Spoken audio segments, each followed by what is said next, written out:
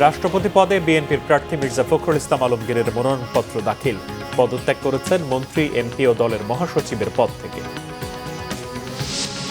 11 দলীয় ঐক্যের রাষ্ট্রপতি প্রার্থী ওলি আহমদের মনোনয়নপত্র দাখিল। সংবিধানের 70 অনুচ্ছেদ সংস্কার করতে না পারায় বিএনপির সমালোচনা জামাতের। প্রধানমন্ত্রীর সাথে মার্কিন ব্যবসায়ীদের বৈঠক, বিনিয়োগকারীদের সুরক্ষার আশ্বাস। সরকার প্রধানের ভারত সফরের বিষয়ে ইতিবাচক ঢাকা। স্বাস্থ্য খাত পুনর্গঠনের কাজ শুরু করেছে বিএনপি। দেশ জুড়ে হামের গণটিকা কার্যক্রম, স্বাস্থ্য খাতে বরাদ্দ বৃদ্ধি আর নতুন জনবল নিয়োগে সেবা নিশ্চিতে নানা পদক্ষেপ। দেখছিলেন সংবাদ শিরোনাম। দেশের 23তম রাষ্ট্রপতি নির্বাচনে বিএনপির প্রার্থী হিসেবে মির্জা ফখরুল ইসলাম আলমগীরের মনোনয়নপত্র দাখিল। বৃহস্পতিবার নির্বাচন কমিশনে এই মনোনয়নপত্র দাখিল করেন বিএনপির স্থায়ী কমিটির সদস্য ডক্টর আব্দুল মঈন খানের নেতৃত্বে একটি প্রতিনিধি দল। নির্বাচনী কর্মকর্তা প্রধান নির্বাচন কমিশনার এম নাসির উদ্দিনের কাছে মনোনয়নপত্র জমা দেওয়া হয়। বিস্তারিত সৈকত সাদিকের প্রতিবেদনে। রাষ্ট্রপতি নির্বাচনের তফসিল ঘোষণার পরপরই আলোচনায় ছিল রাষ্ট্রের সর্বোচ্চ পদের জন্য নির্বাচনে মনোনয়ন পেতে যাচ্ছেন মির্জা ফখরুল ইসলাম আলমগীর। আরও কয়েকটি নাম আলোচিত হলেও সবসময় তার নামই ছিল আলোচনার শীর্ষে। বৃহস্পতিবার বিএনপির স্থায়ী কমিটি ও শীর্ষ নেতাদের বৈঠকে মির্জা ফখরুল ইসলাম আলমগীরের নাম চূড়ান্ত হয়। প্রার্থী চূড়ান্ত হবার পরই বৃহস্পতিবার দুপুরে দলের স্থায়ী কমিটির সদস্য রাষ্ট্রপতি প্রার্থী হিসেবে মির্জা ফখরুল ইসলাম আলমগীরের প্রস্তাবক ডক্টর আব্দুল মঈন খানের নেতৃত্বে প্রতিনিধি দল মনোনয়ন ফর্ম জমা দিতে নির্বাচন কমিশনে যান। ফরমের সমর্থক স্থায়ী কমিটির সদস্য গয়েশ্বরচন্দ্র রায়, চিফ হুইপ নুরুল ইসলাম মনি, দলের সিনিয়র যুগ্ম মহাসচিব রুহুল কবির রিজভী, পানি সম্পদ মন্ত্রী শহীদুদ্দিন চৌধুরী অ্যানি সহ অন্যান্য নেতাদের উপস্থিতিতে নির্বাচনী কর্মকর্তা সিইসি এম নাসির উদ্দিনের কাছে ফখরুল ইসলামের মনোনয়নপত্র জমা দেওয়া হয়। পরে চিফ হুইপ গণমাধ্যমের কাছে বিস্তারিত তুলে ধরেন। বিএনপির প্রার্থীর জয়ের ব্যাপারে আশাবাদ ব্যক্ত করেন। মির্জা ফখরুল ইসলাম আলমগীর তিনি মনোনীত হয়েছেন এবং তাকে আমরা রাষ্ট্রপতি হিসেবে ইনশাআল্লাহ আগামী 20 তারিখে নির্বাচিত করতে চাই এবং নির্বাচন হবে আমাদের সংসদ ভবনে। আমরা 17 বছরের জঞ্জাল আমরা গত 5 মাসে যতখানি সম্ভব তাতে পরিষ্কার করার চেষ্টা করছি, ভবিষ্যতে আরও করার চেষ্টা করবো ইনশাআল্লাহ। কাজে তারই ধারাবাহিকতায় তারই ফলশ্রুতিতে ইনশাআল্লাহ আগামী 20 তারিখে আমাদের রাষ্ট্রপতি নির্বাচিত হবে। এ সময় বিএনপি নেতা গয়েশ্বরচন্দ্র রায় বলেন, এটা নিয়ম রক্ষার কোনো নির্বাচন নয়। রাষ্ট্রপতি নির্বাচনকে প্রত্যাখ্যান না করে অংশগ্রহণ করছে, এটা গণতন্ত্রের সৌন্দর্য বাড়াচ্ছে। আমি তাদেরকে কনগ্রাচুলেট করি। সুতরাং এটা কোনো মতেই নিয়ম রক্ষার নির্বাচন না, এটা সংবিধান এবং আরপিইউ সমন্বয়ে যেটা হওয়া উচিত সেটি হচ্ছে। বিকেলে কমিশনের সচিব বলেন, দুই প্রার্থীর মনোনয়নপত্র যাচাই বাছাই হবে 16 আগস্ট। প্রতিদ্বন্দ্বী প্রার্থী হচ্ছেন দুজনা, একজন হচ্ছেন ডক্টর ওলি আহমদ বীর বিক্রম আর একজন হচ্ছেন মির্জা ফখরুল ইসলাম আলমগীর। আমরা আগামী 16 তারিখ সকাল 10টা থেকে এই মনোনয়নপত্রগুলো যথাযথ আছে কিনা যাচাই বাছাই করব। এই যাচাই বাছাই আমাদেরকে সহযোগিতা করার জন্য জাতীয় সংসদ সচিবালয় থেকে ওনাদের একজন কর্মকর্তা আসবেন ওনাদের সিগনেচারগুলো ভেরিফিকেশন করার জন্য। আগামী 20 আগস্ট জাতীয় সংসদে অনুষ্ঠিত হবে রাষ্ট্রপতি নির্বাচন। জাতীয় সংসদের সদস্যরা এই নির্বাচনে ভোট দিবেন। রাষ্ট্রপতি পদ থেকে মোহাম্মদ শাহাবুদ্দিনের পদত্যাগের পর ভারপ্রাপ্ত রাষ্ট্রপতি হিসেবে দায়িত্ব পালন করছেন স্পিকার এম হাফিজউদ্দিন আহমদ। 20 আগস্টের পর বঙ্গভবন পাবে এক নতুন বাসিন্দা, দেশ পাবে নতুন রাষ্ট্রপ্রধান। সৈকত সাদিক, বাংলা ভিশন, ঢাকা। এর আগে দলের স্থায়ী কমিটির বৈঠক শেষে মির্জা ফখরুলের হাতে রাষ্ট্রপতি পদের মনোনয়নপত্র তুলে দেন বিএনপি চেয়ারম্যান ও প্রধানমন্ত্রী তারেক রহমান। বিএনপির সিনিয়র যুগ্ম মহাসচিব রুহুল কবির রিজভী জানিয়েছেন, দলের মহাসচিব ও স্থানীয় সরকার মন্ত্রী ও এমপির পদ থেকে পদত্যাগ করেছেন মির্জা ফখরুল ইসলাম আলমগীর। আরও জানাচ্ছেন জাহাঙ্গীর আকন্দ। দেশের 23তম রাষ্ট্রপতি হতে যাচ্ছেন এলজিআরডি মন্ত্রী ও বিএনপির মহাসচিবের পদ থেকে সদ্য পদত্যাগ করা মির্জা ফখরুল ইসলাম আলমগীর। সংবিধানের 70 অনুচ্ছেদ অনুযায়ী দলের বাইরে গিয়ে সংসদ সদস্যদের ভোট দেওয়ার বিধান না থাকা এবং একক সংখ্যাগরিষ্ঠতা নিয়ে বিএনপি সরকারে থাকায় মির্জা ফখরুল ইসলাম আলমগীরের রাষ্ট্রপতি হওয়া আনুষ্ঠানিকতা মাত্র। বৃহস্পতিবার দুপুর 12:30টায় সচিবালয়ে বিএনপির চেয়ারম্যান ও প্রধানমন্ত্রী তারেক রহমানের সাথে দেখা করেন দলের স্থায়ী কমিটির সদস্য এবং সিনিয়র নেতারা। এরপর মির্জা ফখরুল ইসলাম আলমগীরকে দেশের 23তম রাষ্ট্রপতি হিসেবে নির্বাচনের জন্য মনোনয়ন দেয় বিএনপি। এ সময় মির্জা ফখরুলের হাতে মনোনয়নপত্র তুলে দেন বিএনপির চেয়ারম্যান তারেক রহমান। পরে এ নিয়ে সাংবাদিকদের সাথে কথা বলেন প্রধানমন্ত্রীর উপদেষ্টা ও বিএনপির সিনিয়র যুগ্ম মহাসচিব রুহুল কবির রিজভী। দলের সম্মানিত চেয়ারম্যান এবং প্রজাতন্ত্রী বাংলাদেশ সরকারের প্রধানমন্ত্রীর সাথে বৈঠকে এই সিদ্ধান্ত গৃহীত হয়েছে। বাংলাদেশ জাতীয়তাবাদী দলের প্রার্থী হয়েছেন মির্জা ফখরুল ইসলাম আলমগীর এবং তিনি প্রার্থী হওয়ার সাথে সাথে বাংলাদেশ জাতীয়তাবাদী দলের মহাসচিব এবং জাতীয় স্থায়ী কমিটির সদস্য পদ থেকে পদত্যাগ করেছেন। এই বিষয়টি আপনাদের সামনে আমরা সারা জাতিকে অবহিত করলাম। রুহুল কবির রিজভী জানান, মন্ত্রী, সংসদ সদস্য এবং মহাসচিব সহ বিএনপির সকল পদ থেকে পদত্যাগ করেছেন মির্জা ফখরুল ইসলাম আলমগীর। তবে ভারপ্রাপ্ত মহাসচিব হিসাবে কে দায়িত্ব পালন করবেন তা নিয়ে কোনো সিদ্ধান্ত হয়নি বলে জানান রুহুল কবির রিজভী। আমাদের দলের সম্মানিত চেয়ারম্যান এবং প্রধানমন্ত্রী, তার কাছে দায়িত্ব দেওয়া আছে। তিনি যে প্রক্রিয়ায় যেভাবে হোক তিনি সেই নিয়ে মতামত নিয়ে তিনি সেটা জানাবেন, সেটা আপনারা পরে জানতে পারবেন। মির্জা ফখরুল ইসলাম আলমগীরের রাষ্ট্রপতি পদে নির্বাচনের জন্য মনোনয়নপত্রের প্রস্তাবক হয়েছেন বিএনপির স্থায়ী কমিটির সদস্য ডক্টর আব্দুল মঈন খান এবং সমর্থক হয়েছেন গয়েশ্বর চন্দ্র রায়। জাহাঙ্গীর আকন্দ, বাংলা ভিশন, ঢাকা।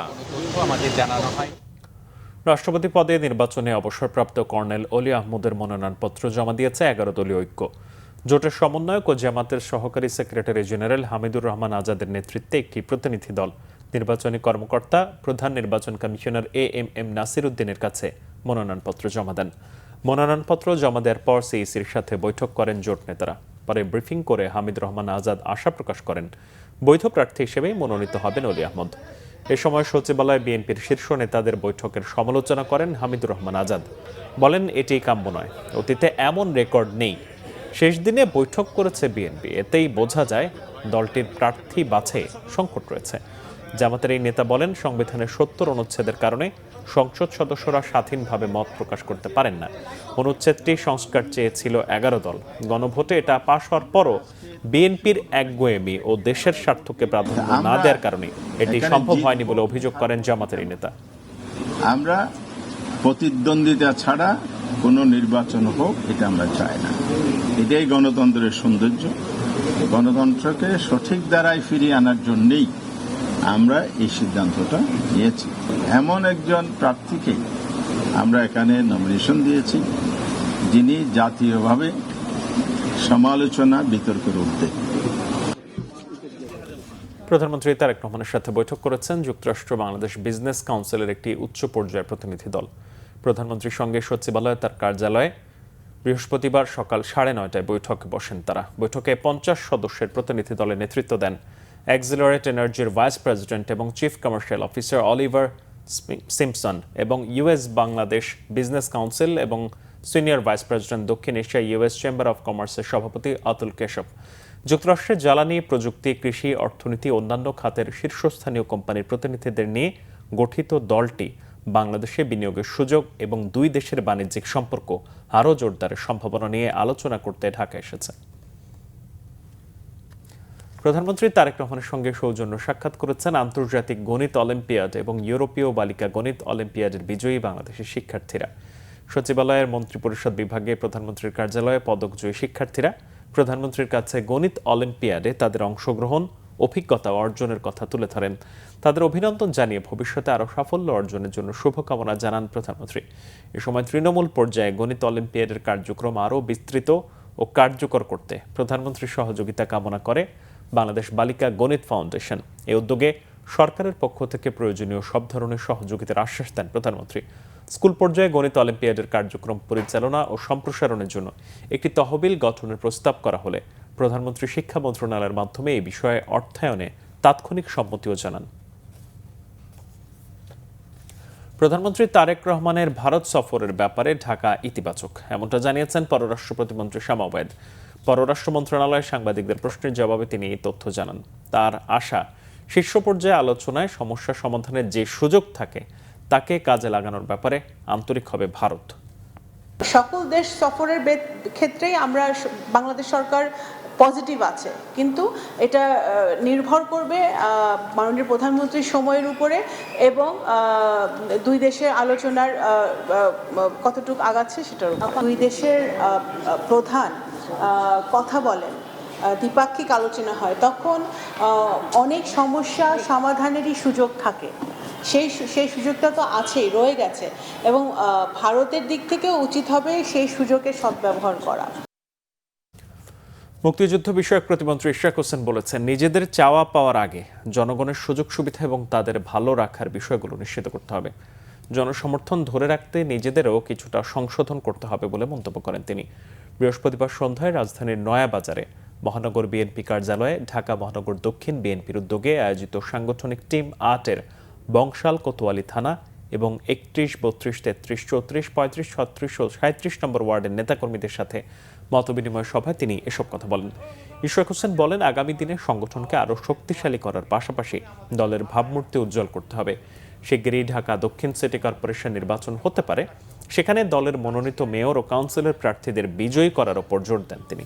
আমাদের যে জনগণের সমর্থন, সেই জনসমর্থনটাকে আমাদেরকে ধরে রাখতে হবে। শুধু নয়, আমি মনে করি ঢাকা শহরে আমাদের নির্বাচনের ফলাফলের যে বিপর্যয় ঘটেছে, সেই বিপর্যয়কে কাটিয়ে উঠতে হলে আগামী নির্বাচনের, জাতীয় নির্বাচনের আগে আমাদের নিজেদেরকেও কিছু সংশোধন করতে হবে। নিজেদের চাওয়া পাওয়ার আগে আমাদের জনগণের সুযোগ সুবিধা, জনগণ ভালো আছে কিনা সেটা আগে নিশ্চিত করতে হবে। তাহলে আমরা আমাদের দলের স্থায়িত্ব নিশ্চিত করতে পারবো এবং আমাদের নিজেদের চাওয়া পাওয়াটাকে আমরা ভবিষ্যতে আগামী দিনে প্রতিষ্ঠিত করতে পারবো। রাজধানীর সিএনজি ফিলিং স্টেশনগুলোতে গ্যাস সংকট আরও প্রকট হয়েছে। কোথাও গ্যাসের চাপ কম, কোথাও আবার দীর্ঘ সময় বন্ধ থাকছে স্টেশন। ফিলিং স্টেশনের বাইরে ঘন্টার পর ঘন্টা অপেক্ষা করেও কাঙ্ক্ষিত পরিমাণ গ্যাস না পাওয়ার অভিযোগ সিএনজি চালিত গাড়ির ড্রাইভারদের। সারা রাতে ফিলিং স্টেশনগুলোর সামনে যানবাহনের দীর্ঘ লাইন। চাহিদার তুলনায় সরবরাহ কম হওয়ায় ভোগান্তি বাড়ছে বলে জানান পাম্প কর্তৃপক্ষ। সমস্যা কবে নাগাদ সমাধান হবে তা জানেন না কেউই। গ্যাস সংকটে বেশি ভোগান্তি পোহাতে হচ্ছে সিএনজি চালকদের। গাড়ির জমার টাকা তুলতে না পারায় ক্ষোভ জানান তারা।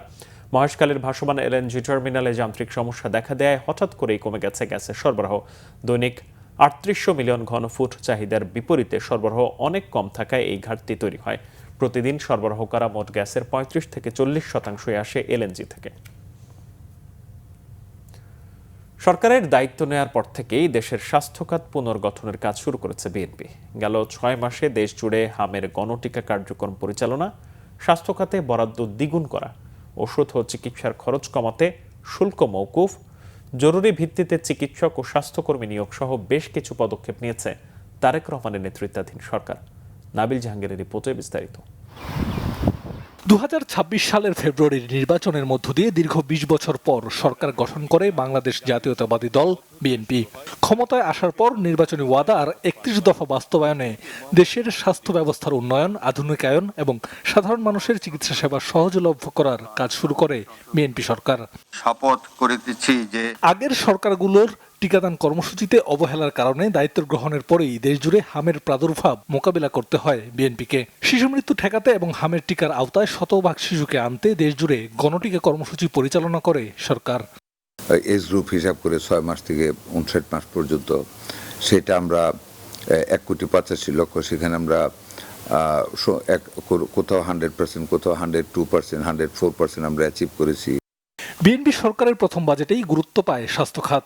এ খাতে বরাদ্দ প্রায় দ্বিগুণ বাড়িয়ে ৬৯,৪০৯ কোটি টাকা প্রস্তাব করা হয়। স্বাস্থ্য খাতে সরকারি বিনিয়োগ পর্যায়ক্রমে বাড়িয়ে জিডিপির ৫% নিয়ে যাওয়ার লক্ষ্য নির্ধারণ করে সরকার। চিকিৎসক সংকট কমাতে জরুরি ভিত্তিতে ৫,০০০ এমবিবিএস চিকিৎসক নিয়োগের উদ্যোগ নেয় সরকার। এছাড়া প্রান্তিক পর্যায়ে স্বাস্থ্যসেবা পৌঁছে দিতে ১ লাখ স্বাস্থ্যকর্মী নিয়োগ শুরু হয়েছে, যার ৮০% পদ নারীদের জন্য সংরক্ষিত থাকবে। চিকিৎসার ব্যয় কমাতে এ খাতে শুল্ক মওকুফের সিদ্ধান্ত নেয় তারেক রহমানের নেতৃত্বাধীন সরকার। কিডনির রোগীদের ডায়ালাইসিস খরচ কমিয়ে আনতে ডায়ালাইসিস ফিল্টারের ওপর থাকা 15% ভ্যাট এবং 5% অগ্রিম আয়কর সম্পূর্ণ প্রত্যাহার করা হয়। হার্টের রিং ও চোখের ছানির লেন্সের ওপর 10% ভ্যাট মওকুফ করা হয়। ক্যান্সারের ওষুধ এবং দেশীয় ঔষধ শিল্পে ব্যবহৃত উপাদান আমদানিতে শুল্ক ও ভ্যাট মওকুফ সুবিধাও বৃদ্ধি করা হয়। ইন্টারমিডিয়েট প্রোডাক্টস, যেটা র মেটেরিয়ালস বলি আমরা, ওষুধের 52টা আইটেমে আমরা ট্যাক্স কমাই দিছি।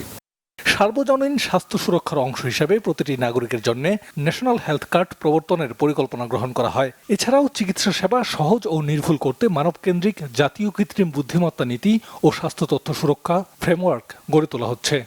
এই হেলথ কার্ড নিয়ে পুরোদমে কাজ চলছে। আমাদের মাননীয় প্রধানমন্ত্রীর ডেস্কে এটা নিয়ে কাজ চলছে। It's a very big and hard job. প্রান্তিক পর্যায়ে মানসম্মত স্বাস্থ্যসেবা পৌঁছে দিতে প্রতিটি ইউনিয়নে একটি এবং শহরাঞ্চলের ওয়ার্ডগুলোতে একাধিক আধুনিক প্রাথমিক স্বাস্থ্যসেবা কেন্দ্র প্রতিষ্ঠার কাজ শুরু করেছে সরকার। পাশাপাশি রোগী পরিবহনের সমস্যা সমাধানে জাতীয় অ্যাম্বুলেন্স পুল ও জরুরি সেবা নেটওয়ার্ক গঠন করা হচ্ছে। উপজেলা স্বাস্থ্য কমপ্লেক্সগুলোতে শয্যা সংখ্যা বাড়ানোর পাশাপাশি মা, শিশু ও ফিজিওথেরাপি সেবা এবং জেলা হাসপাতালগুলোতে কিডনি ডায়ালাইসিস ও করোনারি কেয়ার ইউনিট সম্প্রসারণ করা হচ্ছে। ডায়ালিসিস ছড়াই দিচ্ছি, মাতৃসেবা ছড়াই দিচ্ছি। দেশের প্রত্যন্ত অঞ্চলে ডাক্তারদের মান উন্নয়নের কার্যক্রম গ্রহণ করেছি। দুর্নীতি বন্ধের লক্ষ্যে আমরা বদলিগুলিতে অটোমেশনে চলে যাচ্ছি, যাতে কেউ তদবির না করতে পারে। শুধু রোগ নিরাময় নয়, বরং রোগ প্রতিরোধে জোর দেওয়ার নীতি গ্রহণ করেছে বিএনপি। শিশুদের অপুষ্টি দূর করতে বহুখাত ভিত্তিক ও বিজ্ঞান ভিত্তিক জাতীয় পুষ্টি কর্মসূচি প্রণয়ন করা হচ্ছে। দীর্ঘ অব্যবস্থাপনায় ভেঙে পড়া দেশের স্বাস্থ্য খাত পুনর্গঠনে সরকারের এসব স্বল্প ও দীর্ঘমেয়াদী উদ্যোগের সুফল সাধারণ মানুষের কাছে দ্রুতই পৌঁছে যাবে, এমনটাই বলছেন সংশ্লিষ্টরা। নাবিল জাহাঙ্গীর, বাংলা ভিশন, ঢাকা। রাজধানীর ভাটারা থানা এলাকা থেকে কার্যক্রম নিষিদ্ধ আওয়ামী লীগ ও এর অঙ্গ সংগঠনের 53 নেতাকর্মীকে গ্রেপ্তার করেছে ঢাকা মেট্রোপলিটন পুলিশ। বৃহস্পতিবার রাতে বসুন্ধরা আবাসিক এলাকার এম ব্লকের 28 নম্বর সড়কের একটি ভবনের 2য় তলার ফ্ল্যাট থেকে তাদের গ্রেপ্তার করা হয়। ডিএমপি এক সংবাদ বিজ্ঞপ্তিতে জানায়, 15 আগস্ট উপলক্ষে শোক দিবস পালনের প্রস্তুতি সভা ও ঝটিকা মিছিল সফল করতে নিষিদ্ধ ঘোষিত সংগঠনগুলোর নেতাকর্মীরা সেখানে সমবেত হয়। এ সময় তারা প্ল্যাকার্ড ও ব্যানার নিয়ে বিভিন্ন রাষ্ট্রবিরোধী স্লোগান দেয়। ভাটারা থানা পুলিশের অভিযানে ঘটনাস্থল থেকে মোট 53 জনকে গ্রেপ্তার করা হয়। নগরীর আইনশৃঙ্খলা পরিস্থিতি স্বাভাবিক রাখা এবং জননিরাপত্তা নিশ্চিত করতে ডিএমপির সংশ্লিষ্ট ইউনিটগুলো নিয়মিতভাবে নজরদারি অভিযান পরিচালনা করছে বলে বিজ্ঞপ্তিতে উল্লেখ করা হয়েছে। চাঁপাইনবাবগঞ্জ শহরের নবাবগঞ্জ মডেল সরকারি প্রাথমিক বিদ্যালয় শুধু নামে নয়, সাফল্যেও মডেল। এবছরের প্রাথমিক বৃত্তি পরীক্ষায় ঈর্ষণীয় ফলাফল এরই সাক্ষ্য বহন করে। 53 জন পরীক্ষার্থীর মধ্যে 52 জনই বৃত্তি পেয়েছে। কিভাবে এলো এই গৌরবময় সাফল্য? চাঁপাইনবাবগঞ্জ প্রতিনিধি নাদিম হোসেনের প্রতিবেদনে বিস্তারিত।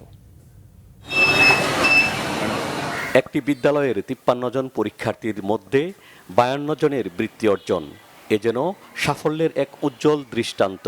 গৌরবময় এই কৃতিত্ব চাঁপাইনবাবগঞ্জ শহরের নবাবগঞ্জ মডেল সরকারি প্রাথমিক বিদ্যালয়ের।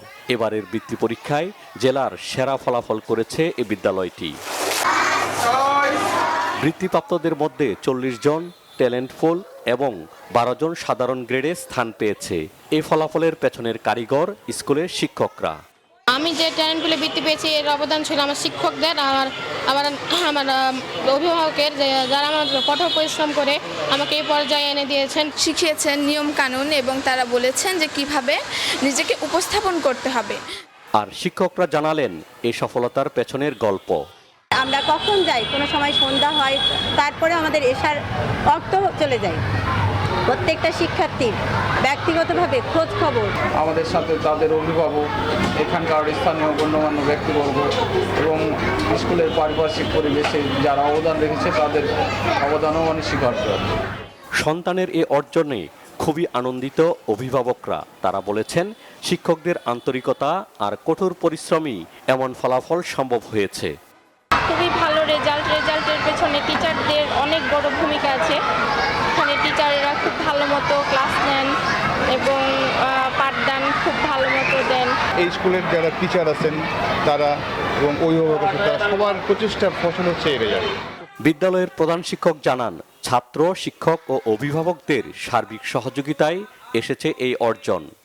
শিক্ষার্থী প্লাস অভিভাবক যথাসময়ে উপস্থিতি, পাঠদান, সেই খাতা মূল্যায়ন, ত্রুটিগুলো তাদের ধরে দেওয়া, অতিরিক্ত ক্লাসের ব্যবস্থা করা, মডেল টেস্টের ব্যবস্থা নেওয়া, অফ আওয়ারেও ক্লাস নিয়েছি, আমরা ছুটিকালীন টাইমেও তাদের ক্লাস নিয়েছি। শিক্ষা অফিস বলছে, নবাবগঞ্জ মডেল সরকারি প্রাথমিক বিদ্যালয়ের এই ফলাফল শিক্ষা অঙ্গনে নতুন দৃষ্টান্ত স্থাপন করেছে।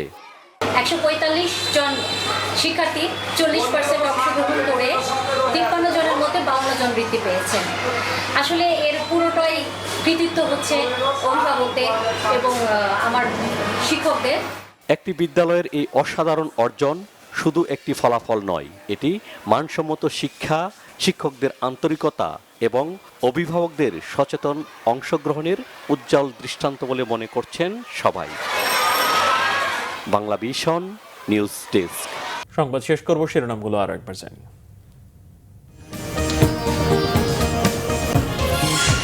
রাষ্ট্রপতি পদে বিএনপির প্রার্থী মির্জা ফখরুল ইসলাম আলমগীরের মনোনয়নপত্র দাখিল। পদত্যাগ করেছেন মন্ত্রী, এমপি ও দলের মহাসচিবের পদ থেকে।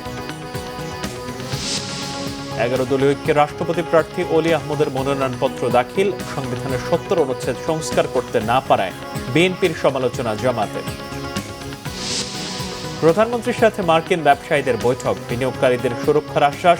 সরকার প্রধানের ভারত সফরের বিষয়ে ইতিবাচক থাকা। স্বাস্থ্য খাত পুনর্গঠনের কাজ শুরু করেছে বিএনপি। দেশ জুড়ে হামের গণটিকা কার্যক্রম, স্বাস্থ্য খাতে বরাদ্দ বৃদ্ধি আর নতুন জনবল নিয়োগে সেবা নিশ্চিতে নানা পদক্ষেপ। এ ছিল এখনকার মতো। পরের সংবাদ সকাল 10টায়, এর আগে 9টায় রয়েছে নিউজ টপ 10 দেখার আমন্ত্রণ রইল। এছাড়া বাংলাদেশের সংবাদ ও সংবাদ সংশ্লিষ্ট অনুষ্ঠান দেখতে ভিজিট করুন www.bbnews24.com ও facebook.com/bangladeshinews এবং সাবস্ক্রাইব করুন youtube.com/bangladeshinews।